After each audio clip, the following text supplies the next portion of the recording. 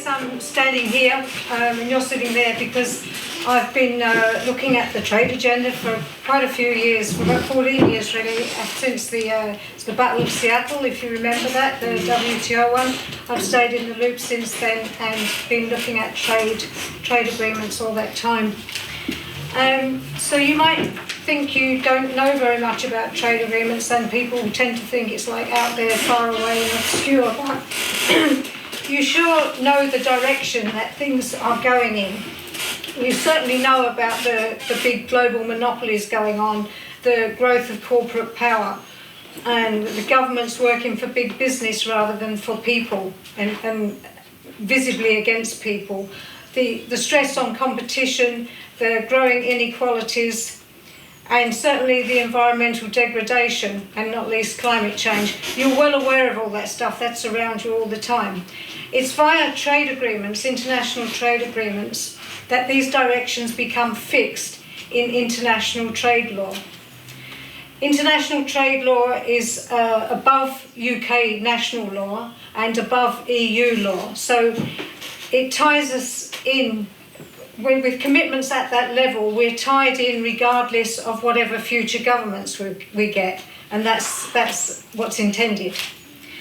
So it's useful to understand these mechanisms, though they're not as complicated as they try to make out they are, because that technicality is one of the ways that it's kept from people.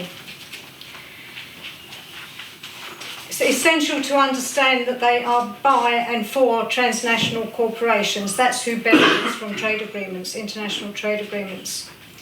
And that financial services, those big corporations, financial services, the same old banks, have a big fundamental role and a big say in EU trade agreements. Also, important to be aware how deeply submerged in spin we are all the time, which is another mechanism to prevent people from knowing what's going on. That trade liberalisation and free trade are indisputably beneficial, that we must be competitive, that protectionism is about the world's biggest evil, and we hear ad nauseum that trade agreements will produce growth and jobs over and over and again. This is the spin that we're in up to our necks in the whole time. So it doesn't even get questioned, but we need to keep an open mind about the spin that you're being fed all the time and keep questioning it even when it is so pervasive. So spin is another way that's kept from people, and the third way is by just secrecy, and I'll say more about secrecy later. I'm finding it exciting at the moment because having banged on about this stuff for years with no one listening, people are now starting to know this language and the way things work. So I call it increasing trade literacy. That's what's going on. People pretty quickly hear about this stuff and get the confidence and ability to speak up about it themselves. So I'm going to talk about this particular trade agreement, the Transatlantic Trade and Investment and Partnership, the EU-US Free Trade Agreement, so TTIP for short, and then put it into the context of the EU's whole external trade agenda and of the EU itself. So the TTIP, and they call it TAFTA in the US, rhymes with NAFTA, the North American Free Trade Agreement, so that's Transatlantic Free Trade Agreement, it's called there, TTIP it's called here, is the biggest trade agreement because it's between the world's two biggest economies and figures between 40 and 50% of global GDP are referred to, so it's big. Trade between the US and the EU and cross-investment are already really high, and tariffs already low on average, so it's not exactly stopping trade by not having this trade agreement at the moment. We're into this week has been the 5th round of the TTIP negotiations, but that's not very meaningful really because we don't know how many rounds there will be. All it says is that there's been 4 rounds already. But this is not a trade agreement. To hark back to the idea of spin, trade is a feel-good word.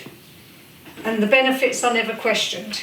So it's a very convenient front for corporations to use to pursue their aims and have public and media support if you call it trade.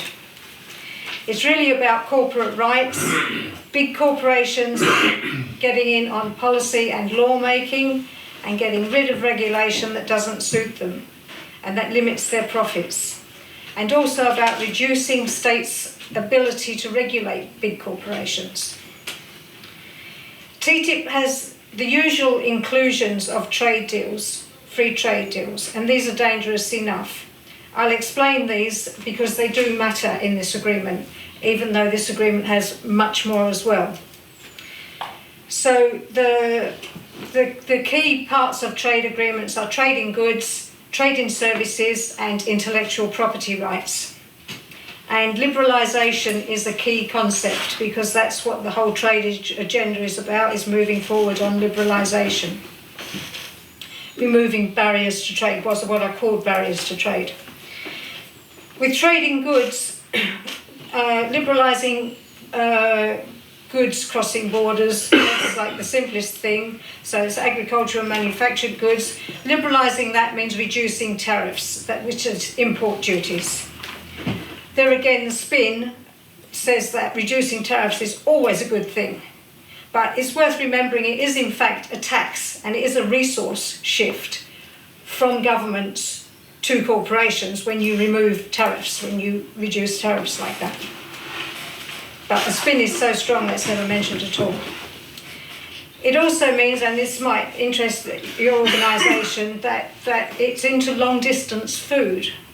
So, for instance, with this TTIP, it'll be pork and beef from here to America and pork and beef from America to here, and apples and cheese, both directions. So this is trade. This increases GDP. Whether it's what we want is something else. So that's trade in goods and liberalising trade in goods.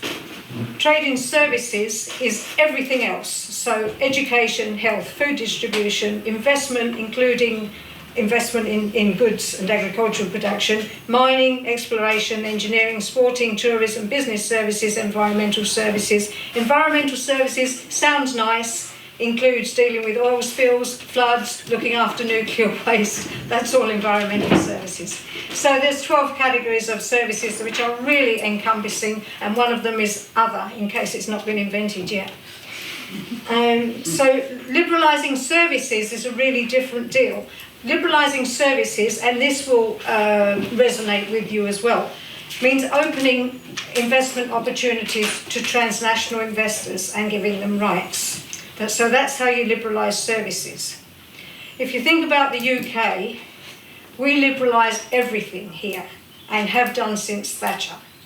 So whether it's private sector and firms being sold off, or whether it's privatised public services, PFI, contracting, sell-offs, everything is always liberalised. It's so much taken for granted. That means it's opened to transnational and foreign investors. It's so much taken for granted, it's never even mentioned. This AstraZeneca deal is the first time it's been questioned, I think, although no one's actually articulating, do we want liberalisation? That is actually what's being questioned here. Everyone has this gut feeling that we don't really want a major drugs research operation owned by an American firm like this, but it's not being articulated, but it's actually the liberalisation that's being questioned there. But like I say, otherwise it's just been taken for granted all the way through, which is why we don't own anything and we can't close back on deals at all. So when service liberalisations are put into trade agreements like the TTIP, it's a commitment to keep them open to transnational investors. That's what the commitment is in the trade agreement. If it's privatised public services, that means you can't reverse the liberalisation, the being open to transnational investors. Inherently, that means you can't reverse the privatisation either. So the third part of the normal inclusions in trade agreements is intellectual property, strengthening firms' intellectual property rights. So you can you can understand that's not really exactly free trade, where these intellectual property rights are quite a restriction. One place that can really hit is that if patents are extended for pharmaceutical companies are extended on medicines, then the prices of medicines increase. So those things are in all free trade agreements. But the extra stuff and the main stuff that is in TTIP is regulatory harmonization, which means making the regulatory frameworks of the US and the EU the same, and investor-state protection. I'll come back to that one. With the regulatory harmonization, and this is where most of the supposed gains from this free trade agreement are supposed to come from. So it is the main part of the deal. It's the EU. We have much higher standards on a lot of stuff than in the US. So, for instance, in the US, 70% of the food they're eating is GM. The beef is hormone beef, chlorinated chicken. Ractopamine pork. So the chemical standards are much lower there, much dominated by what industry wants, much more than in the EU. And you also know about the data protection, that is issues that have come up over the last 6 months or so, so they're different too. Different public service models for sure. So you can see that bringing those standards together, we stand to lose a lot. In financial services, since the financial crisis, the US has actually developed better financial service regulation. So financial services here, and we've got the main place here in the City of London, really want them included in the deal so that there can be pulling down of those standards. So they're looking either at harmonising the standards, or where that's not possible, something called mutual recognition. So if that's okay for you, we'll accept that, and the other way round. So you can see that is equally dangerous. So the other inclusion, particularly in this trade agreement, is in investor-state dispute settlement, ISDS. And that allows corporations to sue governments for any regulation that they don't like, for their loss of future profits, expected profits. So that's a very big door opening there. That's in ISDS is already included in trade agreements in other places. For instance, it's in NAFTA, the North American one, and it has two big effects. It causes big payouts from the public purse to corporations, or it has a chilling effect on governments that they become afraid to legislate. And the sort of legislation we're talking about, obviously, the sort of legislation that corporations don't want is the sort of stuff we probably do want. The secrecy is a very important factor and shows how undemocratic it is, because the Commission negotiates this, having written their own mandate and got it through the Council and the European Parliament, and then they go into negotiations for however long. And then when the negotiations are completed, it comes back to the European Parliament, but during that time, the negotiations, what's being offered on our behalf is secret. All the way through, it's secret. So this is a deal for something like 850 million people, about 500 million in the EU, about 350 million in the US, and it's secret. We're not even allowed to know what's in it. And then when it finally gets to the European Parliament, they only get the opportunity to nod or shake their head. No discussion, no amendment, they can only accept it or reject it. The timetable, they were hoping when they initiated it last June that they would rush it through before anyone realised and get it through this year. Now that's not happening, and they're hoping to do it early next year because elections have a really big effect on these things. It's funny, nobody ever seems to want to talk trade agreements when there's elections going on, which suggests to me that they know people don't want them. So with presidential elections coming up, running into them later next year, they want to do it in a window in the early part of 2015. We'll see. There's, at the same time as this one's going on, there's a Trans-Pacific Partnership of the US and 11 other countries around the Pacific with similar aims as TTIP. So that's quite a big thing they're putting together there.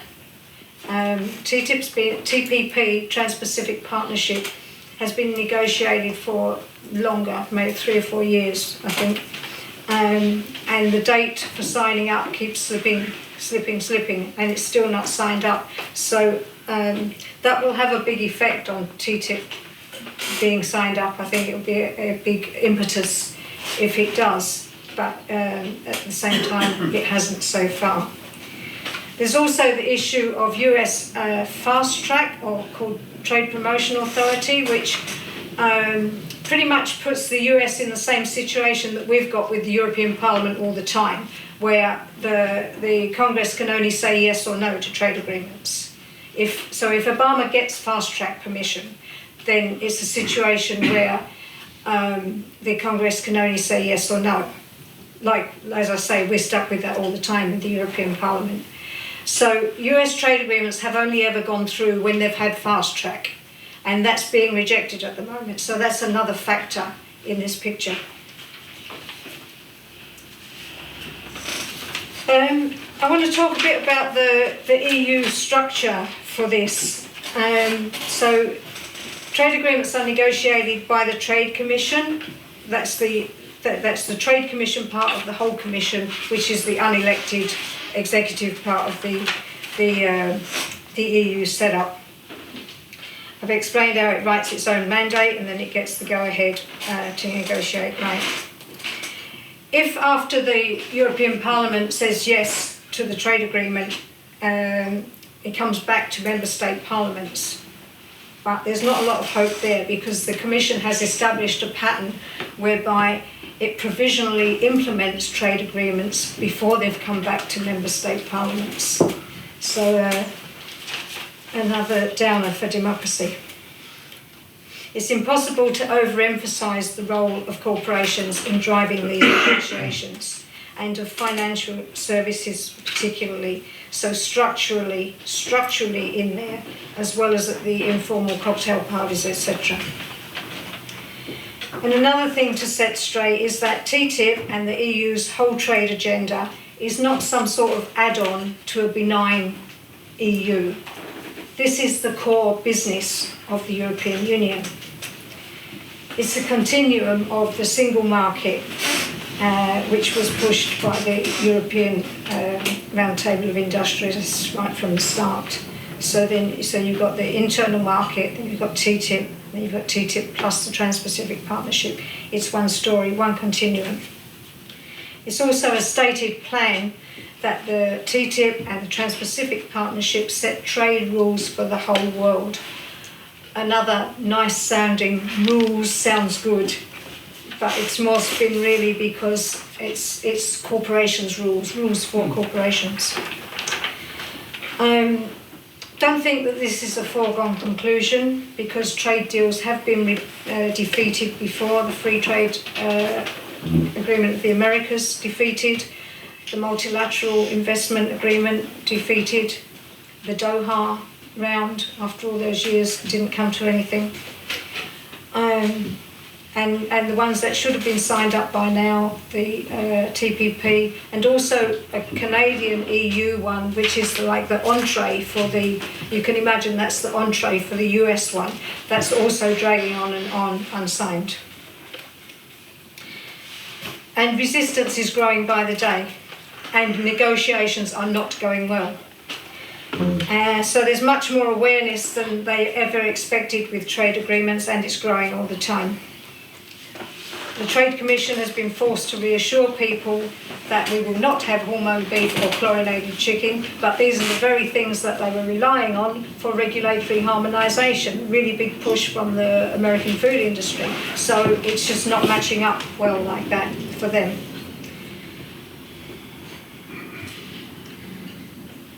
So I'm sure you all feel, as I do, that we really need a fundamental change in values, but it can't happen in the framework with these sorts of values, prioritising the needs of corporations and to benefit corporations. So I might, if that was a lot to take in, there is a one-page sheet of all that put together on your way out to remind you of those things, and also a Stop TTIP leaflet. So I could talk about the claims for gains in this agreement, the NHS, fracking, Fuel Quality Directive, the relationship of the WTO to all this, but I'll leave that to any questions if you want to ask about those things. Okay?